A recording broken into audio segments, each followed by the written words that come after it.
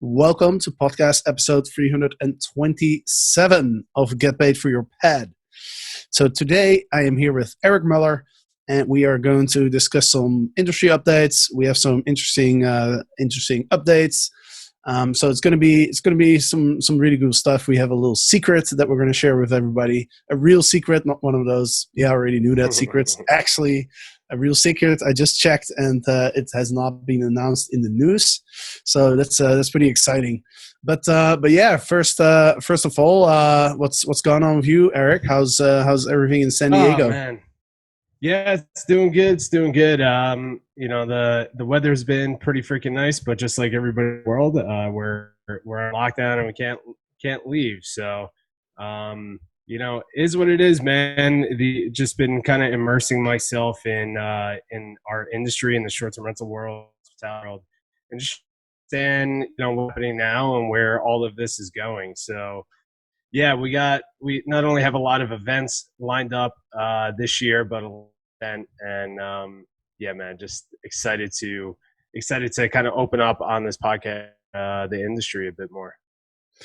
Absolutely. And we've got a whole bunch of people watching here in the Airbnb Profit Club. So guys, drop us a comment, tell us what you're up to, where you're from, if you have any questions. But let's dive into it. Well, first of all, I actually am in Barcelona right now, and I want to share a couple interesting things. First of all, Barcelona, just like everywhere else, is on lockdown, and it's a pretty strict lockdown here. You cannot go outside unless you go to the supermarket or you have something medical going on, or you need to go to the pharmacy or something, or to the hospital, of course. But you can't, for example, go out for a run. You can walk your dog, but I can't even go out with my bike. So no exercising, like only everything that's necessary, right? So it's pretty strict. But what people do here every day at 8 p.m., literally everyone goes on their balcony and starts singing, applauding, screaming, and this is all a sign of support for the medical professionals, so the nurses and the doctors who are working in the hospitals. So it's pretty cool. I've been busy every time at 8 o'clock, either doing like a training in the inner circle, or today we have a lot of stuff going on. So I haven't been able to participate, but I'm really excited. Tomorrow will be my first chance. 8 p.m. I'm going to stand on my terrace, on my roof terrace here, and I'm going to be singing and screaming and clapping, and it's going to be a lot of fun. I love that, man. Yeah, my sister lives in the center of Manhattan, and we talk pretty much daily. And the same is happening in New York City. We haven't experienced it here in San Diego, but I know a lot of cities are doing the same thing. 7 o'clock, 8 o'clock, they go out and just start connecting. Humans are always trying to find a way to connect with each other. So that's a beautiful thing. I'm happy to see, and hopefully you'll stream it. Hopefully you'll stream it either in the Facebook group or on Instagram. Yeah, actually, yeah, that's a good idea. That's a good idea, man.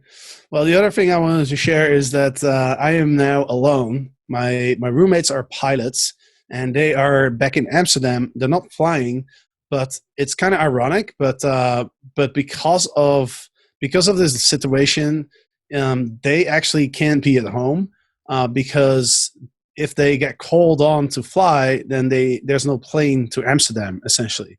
So they are basically waiting in Amsterdam in case the KLM, the Dutch airline, will call them up for a flight. So it's kind of ironic that we're all in this quarantine, and they actually can't be at home for that reason. But anyway. Oh yeah, and the last thing I wanted to share is, every day I think to myself, like, what is the gift in this situation that we're in, right? You've been to Tony Robbins. One of the biggest takeaways from Tony Robbins seminars was, always look for the gift. And so every day I ask myself, what's the gift here, right? And I came up with a lot of gifts, actually, but I'll share two of them. Number one is, I have some pigeons on my roof terrace that always poo everywhere, and I did not have a very good relationship with these pigeons. But now, these are the only living creatures that I interact with. And so now when I'm sitting outside on my roof terrace, I'm actually quite happy to see these pigeons hanging out. I start talking to them, and it just gives me a sense of like not being so alone. So That's that's the hilarious. first gift that I want to share. And then the second one is, there's a lot of online trainings and courses and Mm. everything that you can do now. I've been doing some, and I've been learning a lot. And when life is normal, uh, I used to tell myself, I don't have time for that. But which is, obviously everything is a priority. But right now, I feel like, okay, I have some time. Like, I'm not going to restaurants, I'm not going out to exercise. Let's use an hour a day to learn something, right? So I've been watching a lot of online trainings, and well, talking about online trainings, you've got something going on in about 2 hours. Yeah, yeah. I mean, dude, I've been the same way. I'm just like immersing as much information and reading as many books as possible, and going on different webinars and masterminds, all of that. So I was talking to somebody yesterday. Same thing. It's like we're using this as this time as a time of opportunity. So not only to work on our businesses and our foundation, but to learn and really just continue to grow. So yeah, in about 2 hours, not only am I being a student and absorbing as much as possible, I also want to lead through this experience that we're all going through. So we decided to put together a live training. It's going to be about an hour and a half. That kicks off today around noon Pacific, so about 2 hours now, where I've spent, and obviously we have spent weeks and weeks and weeks talking to as many hosts as possible, talking to the OTAs, talking to tech companies, trying to understand what is actually happening in this industry, what's currently happening, what are they doing now to make some money, and then how are they setting themselves up for success once travel does come back. There's a few things that we obviously don't know with all of that, but the things that we do know, we're watching this actually be pretty successful for a lot of hosts. So, yeah, we decided to put together a training that we're calling 3 Feet from Gold, which was a inspiration from Thinkage. And we're going to dive into topics of like what are hosts, small and large, doing now to make money, and how do you position as a host to capitalize on this as much as possible. So yeah, super excited about that. That gets kicked off in about 2 hours. I love that title, Free Yeah, Feet from Gold. Can you explain the meaning of that? yeah. So I started rereading the book Think and Grow Rich by Napoleon Hill. I read this book for the first time when I was 16 or 17 years old. Um, and I started rereading it because it was very similar to going through, it was very relevant for the time that we're going through right now. In the opening chapter, Napoleon Hill tells a story called 3 Feet from Gold, talking about an individual who goes out west to during the gold rush days to mined gold. He put down a stake, took over a piece of land, and started digging. And right away, started pulling up gold. And every that he would dig, he would pull up more gold. Right, one more foot, more gold, over and over and over again, until one day that gold stopped. Right, everything that he was working on, all this hard work, everything, the good old days were just completely over, literally like that. And he was so fed up with it that he decided to sell all his machinery, quit the business, and walk away from it. The guy that he sold it to, a local junk man, didn't know anything about mining, but went out and got expert advice to come in and look at the land to see, hey, is there still gold here?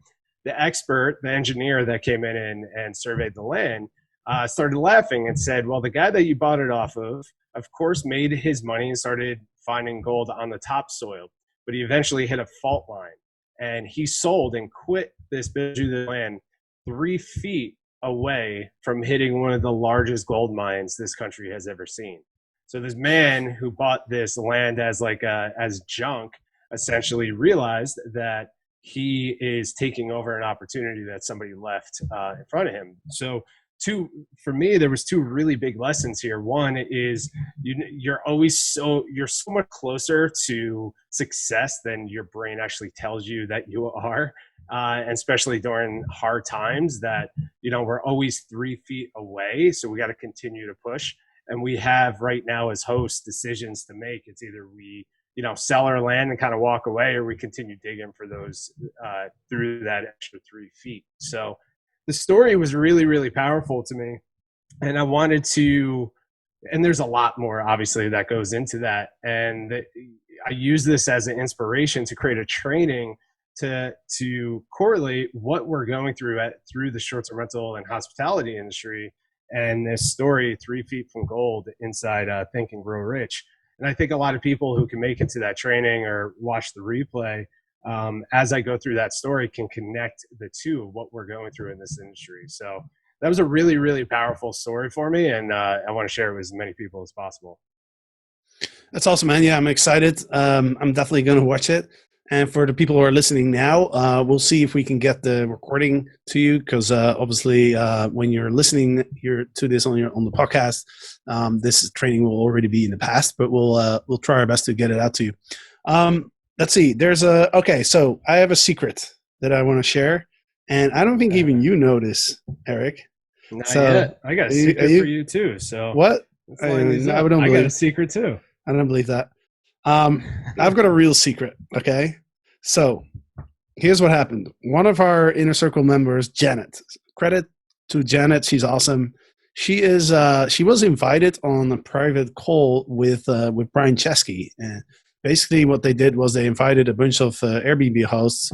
And I think she's very well connected to her Airbnb rep. And so she was on that call, and she was able to actually ask a question to Brian. And the question that she asked was, "Hey, Brian, I want to be able to temporarily change my cancellation policy." Because basically what's going on right now is that, we all need to use that flexible cancellation policy to get bookings, but we don't necessarily want to use that flexible cancellation policy for bookings that are like 3, 5, 6, 8 months out, because hopefully by then we're back to normal. A lot of people want to use the strict cancellation policy as a default, but they just want to switch to flexible for the next couple months, because they know right now it's really hard to get a booking if you're using strict.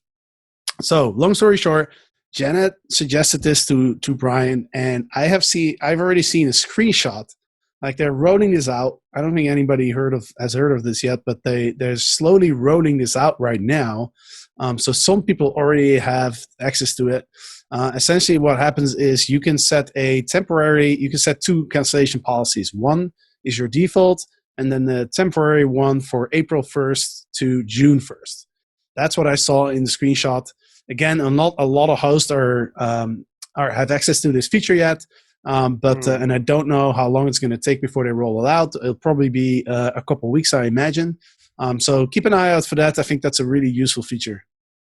That's incredible. And so Janet got to ask Brian that question directly. Where do you see the value of that for the hosts right now? Well, I mean, like I said, I think, right now the circumstances are so different from normal due to all the lockdowns and everything. So being able, like, unusual circumstances ask for unusual measures and policies, right? And so being able to optimize your settings for the next couple months without having those settings for your entire calendar, right? Your entire future.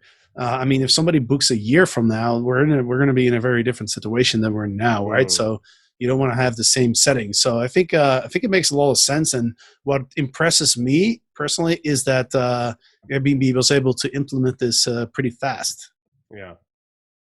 Yeah, I mean, that's the one thing I love about that company, or one of the things I love about that company, is how fast they roll things out.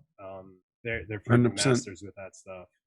So that's awesome. That's awesome. Hopefully the host community can gain some value from that, and it's something that they could release pretty quick. It's this is something I wanted to share as well, that our rep over at booking.com, Don, shared with us last night that Booking as well has released a new feature on their platform that requires guests, when they book a property, to read the cancellation policy. So guests cannot complete a booking without acknowledging that they have read it. It's actually a checkbox that they have to click off. So this actually, they believe that this should help host or partners. They, booking considers their operators partners essentially feel more comfortable accepting reservations right now and prevent chargebacks. So even on booking, we're seeing those movements where they're putting in um, more flexible terms around cancellation policy versus having a rigid policy in place. I know Booking released that just this week, so it's awesome to hear that Airbnb is doing something similar, where it's giving the control of cancellation. Yeah, man, 100%. I think it's pretty impressive how quickly they roll this out. And like you said, by the way, that's really smart from Booking side to consider host partners and not hosts. Because I Mm-hmm. think one of the things that hosts have been complaining about with Airbnb is that they feel like Airbnb doesn't consider them partners. So just by calling the host partners, I think already probably puts Booking in the mindset of like, hey, we're partners, so we should support our partners, right? Versus if they're Yeah, hosts. So I think that's really good. I agree. Another thing I wanted to touch on in this podcast episode, we did a training with Rebecca. Rebecca is one of our legends. Mm, She came to yeah, both our events, the first one in Puerto Rico and the second one in Colombia. And just thinking back to those events seems so out of reality right now. I know. Us like 25 of us in January, 25 of us were in the same house, this giant mansion in the center of Cartagena, Colombia, and we were having a blast. We were learning, we were doing hot seats, presentations. We had such an amazing group. We're doing breakfast, lunch, and dinner together. We were doing drinks on the rooftop. We went out to some amazing restaurants in Cartagena, and it was such a blast. And that seems so far away to have an Yeah. experience like that right now. Oh, dude, it's so crazy. It was so crazy that that was back in January, and it's been a year since our first event in Puerto Rico. So it was a year ago. Well, a year ago when we launched it. So Right, that's right. A year ago, we were you and I hadn't met in person yet, and we were planning yeah. this event in Puerto Rico, which was awesome. But what I wanted to say is Rebecca is one of our legends, and she came to both of our Mm-hmm. events, and she's been an incredible contributor to our community.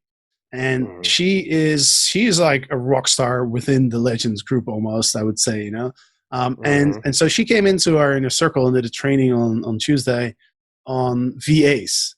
So and for those who don't know what a VA is, it's a virtual assistant. So it's somebody that works for you who's not in your office or even in your city. Typically, VAs are in lower income countries, lower cost countries, and so the idea is that you hire somebody in a country where living expenses are lower, and so you don't have to pay them as much as you pay somebody who's in your area.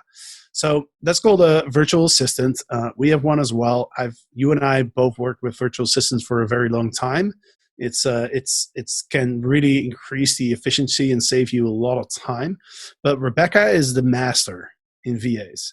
She runs over 100 units, and she created a system where she has 7 VAs to essentially run her company, and she only works in her company 2 hours a week.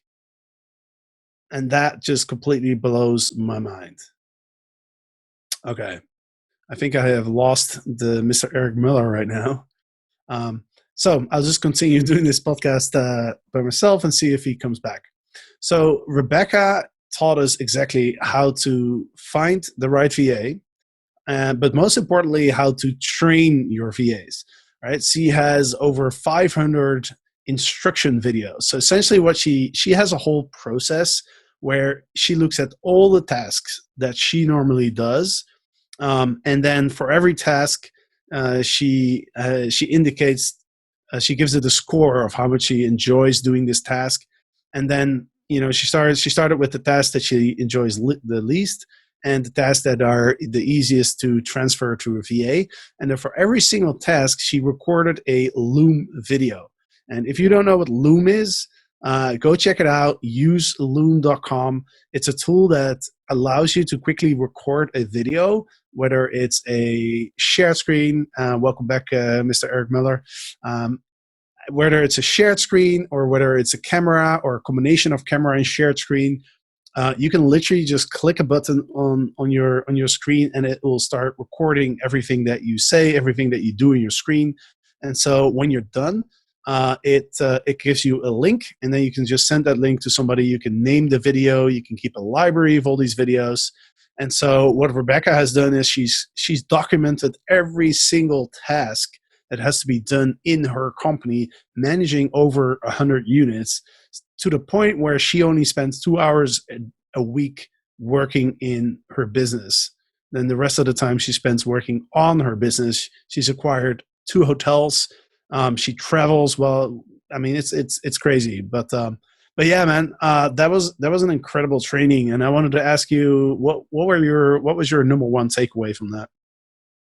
Yeah, she my number one takeaway, I mean, there was a lot of takeaways from that training. Rebecca, I mean, to your point, she's a legend within the legends. You know, she not only has built an incredible company, scale her and her partner Erica, scaling over 100 units in 4 years, which is pretty incredible, with no investment, no partners, just the two of them and their virtual staff. They have now, what, 7 virtual staff team members, 3 part-time and 2 full-time, 3 part-time and 4 full-time, right? And they have 2 people on the ground, right, helping them with all they were able to transfer that into buying hotels, which is incredible.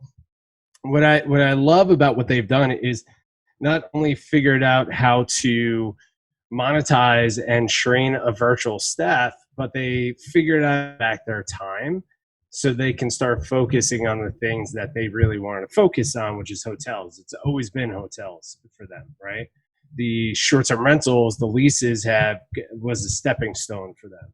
So it's very rare for people to 200 units, but very rare for people to scale units with a very small team, lean team, and then be able to buy back their time and only spend a couple of hours in their actual business to be able to get into doing what they want to do and buy more real estate. So it's just, it was incredible. I think not only did I learn a lot about it, but our inner circle members, I know a lot of people are taking what she had recommended and put it to action now. So yeah, virtual assistants, especially now in the state of our economy and our industry, virtual assistants are, and learning how to hire virtual assistants and train virtual assistants will be one of the biggest skill sets, I think, moving forward, not only in our industry, but in the economy in general, right? In business in general. So I think that's extremely important for all hosts to, is to be able to watch that training and understand how to grow their virtual staff team. Yeah, absolutely. And one question that came up a lot during the training was from our members who have 1 or 2 or 3 listings. You know, how many listings do you need to have in order to be able to leverage a VA? And it's interesting because I've used VAs for a long time, even before I started hosting on Airbnb. And so I already had a VA when I started my listing. And so the first thing that I did, because I was traveling, so I didn't have internet all the time, but I knew it was extremely important to always be able to send an answer to a question from a guest. And so there's 2 things that I did. It was automate everything, using Smart BNB. But even before Smart BNB, I had like a crazy system where if I get a booking, like an email would go out using, I think it was using Zapier. It was kind of crazy, but it worked.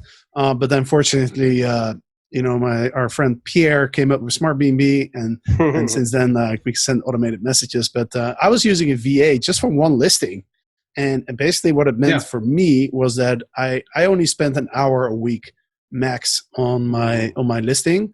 But more importantly, I wouldn't have to worry if I was in a small island in the middle of the Pacific Ocean and I didn't have internet for a week. I knew that my VA could handle the my listing, right? So I could sleep easily with no worries, even when Mm-hmm. I don't have internet. So I think that's important to know. I think a lot of people think they probably think that a VA is for people who run like complicated businesses and big businesses and stuff. But honestly, like you can get a part time VA for like an hour, a couple hours a day, and it only costs you. It typically costs you about $3 to $5 per hour. And so even I mean, I would have my VA do all sorts of little things that I just didn't feel like doing, not just for my Airbnb listing, but just other random things like go through my email and just delete all the spam or unsubscribe me from all lists, and Yeah. just mark the ones that are important. Simple things like that that would save me like 10, 15 minutes a day. So yeah, I encourage everybody who's listening. We'll have a blog post up next week on Get Paid for Your Pad, with some instructions on how do you find a VA. And of course, if you want to see the entire training, you can join our inner circle, strprofitacademy.com/thrive. You can join us. But yeah, we'll have a blog post on the blog. We'll have a video as well. So keep an eye out for that. But yeah, I think that's right now. It's a really good move to make to hire a VA, because we're moving more towards a remote online society, right? I mean, I don't know how big the long-term effect is going to be of this corona situation, but what I do know is a lot of people are finding out right now that they can work from home and they can work online using tools that we use, like Slack. We're using Zoom right now to stream this podcast interview into a Facebook group. We're recording it, then I'm chopping it up, I'm publishing it as a podcast, as a video. There's so much you can do with all these tools these days, and a lot of people, I think, are becoming aware of that. So I think some people probably are not going back to the office, right, because of these learning experiences. Yeah, yeah, I agree. I think I read something a few weeks ago saying that the total workforce in the United States, three quarters. I'm sorry. One third of the entire workforce of the United States has the ability to work virtually, right? To me, that's such a small number right now, because I see especially now with this crisis, more and more companies obviously being forced to figure out how to run remotely. I think we're going to see more and more companies, especially in our industry, the short-term rental industry, just working remote. There's no need for these big offices anymore, right? So again, figuring out as a host, how do you start developing the training? How do you start developing your systems? Getting familiar with technology, getting familiar with leading a team member virtually, and then being able to bring on a virtual staff member within your first or second unit. These are going to be skill sets that will help you not only streamline your current business, but also help you scale your business once this whole crisis is over. And I agree. One of my first VAs I brought in when I had just one listing, and same thing. The money that I was bringing in through that listing, I carved out some money to figure out how to train this person, hire this person, and she took over all my communication. She took over all my emails. She took over doing marketing, posting it on social media, stuff like that. And I was paying her about $5 an hour, which was a living wage in the Philippines, where she was from. She was actually earning a really nice living with the currency exchange. So, and then that grew to us having about seven or eight VAs at one time managing all our properties. So it's completely possible to do that. So I highly recommend everyone who's listening, especially now, is just start learning how to hire VAs and training VAs. Doesn't mean that you have to go out and get somebody now, but finding the training, either joining the inner circle and getting part of that training that we have up now. And we'll probably bring Rebecca and some other virtual staffing experts into the inner circle again in the future. But then, the blog post that we're going to post up, what is it, next week? And then for the ones who are book nerds like me, the book, The 4-Hour Work Week by Tim Ferriss goes into that pretty deep as well. So yeah, it's a skill set that I think every host needs to take on at the moment. Yeah, and by the way, that book, The 4-Hour Work Week, that was my Bible. I read it right after I quit my job in 2010. And that's what that book that's what it inspired me to actually go on Google and figure out like an online business. That was the start of my whole online career. If it wasn't for that book, maybe I would be sitting in an office trading again by now. Yeah, that book changed a lot of people's lives. Yeah, Tim Ferriss, incredible guy. Yeah. Awesome, man. Well, I don't want to take too much of your time. I know you're getting ready to do this training, which I'm really excited about. 3 Feet from Gold. Yeah. Awesome title. Anything you want to share before I'll let you go? That's it, man. That's it. For everyone who can make that training alive, super excited. We have, I think, over 500 people now that are registered for that training, which is going to be super exciting. People from all around the world. And then for anybody who couldn't make it live, we'll just send out the recording. We'll get that out to everybody as best as possible. But yeah, just, everyone stay safe, stay positive. I know quarantine and this crisis is starting to feel normal for a lot of people now. And, for me, I'm looking at this as an opportunity to grow, an opportunity to find opportunity. And not making this normal, not making being locked in and kind of in place a normal thing. So, the reason we're doing trainings like this and we're pumping out so much content is that, I want specifically this industry, the hospitality and short-term rental industry, to know is that, we're just on hiatus right now. This will come back. It will come back stronger than ever. I do believe that. I do believe that more and more people are going to want to travel. More people will want to get their properties up as short-term rentals. But we're also going to see a lot of people exiting this industry. So for the ones who stay focused, put the blinders on, become book nerds like us, and immerse themselves in trainings and all of this, like, we'll get out of this so much stronger than where we were up until a month ago, right? Before all this stuff, this craziness kicked off. So yeah, guys, just stay safe, stay positive, stay educated, and I'm excited to watch everyone, the ones who do focus on this, really thrive in the coming months. Yeah, man, I read something today just to tie that in to what you're saying is in order to become a good sailor, you have to sail through a storm once.